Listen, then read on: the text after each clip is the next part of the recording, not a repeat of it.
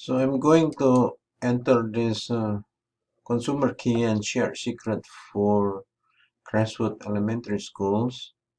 So I'm going here, Education Apps,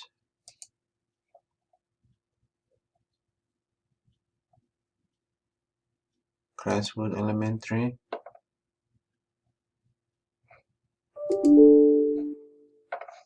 Okay, I'm going to copy the keys.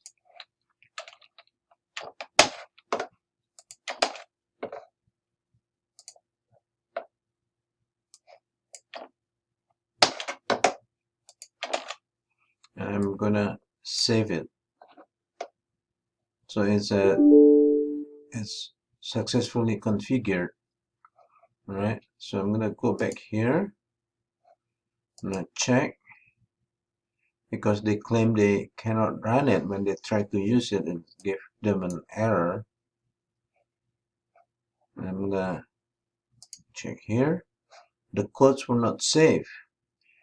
However, if I go to a different school whose code I saved last week, they're still there.